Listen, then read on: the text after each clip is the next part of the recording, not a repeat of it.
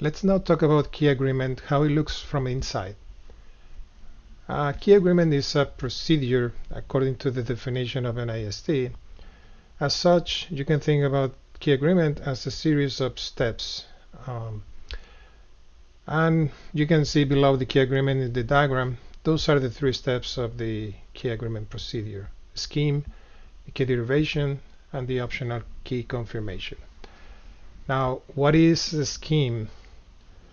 Well, the purpose of the scheme is to produce an output that becomes the input to the next step, which is the key derivation method.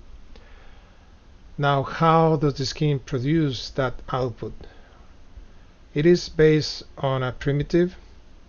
In the examples that we're going to use in the videos is Diffie-Hellman using elliptic curve.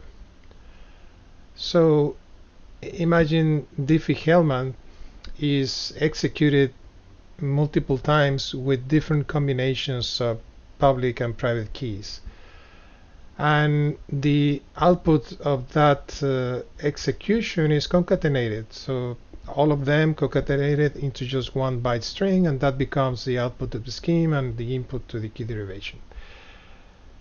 Now, about those keys can be either ephemeral or static key. Ephemeral because they are just created at the time the key agreement is executed, and static because preceding the key agreement as part of the trust relationship that is established with another party, there is an exchange of a static key, which is now available here to perform the scheme. Now, going to the key derivation method, there are two types.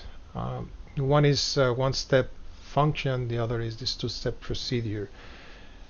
In the videos we're going to discuss the two-step, particularly the HMAC based KDF. And what is this key derivation method? Well, imagine also this is a sequence, it's a series of steps where the input that is coming from the scheme, there is a cryptographic primitive that is used to create an extraction, to extract some material from the scheme. Now, that extraction becomes the input for the expansion phase or expansion step. And the expansion is needed because the key agreement, one of the input parameters is the number of bytes or bits that are required to be generated. So the expansion is an iteration to comply with how many bytes are expected. So at the end, the output of the key derivation method is the concatenation of this expansion, right? And that becomes the secret material. The third step is key confirmation.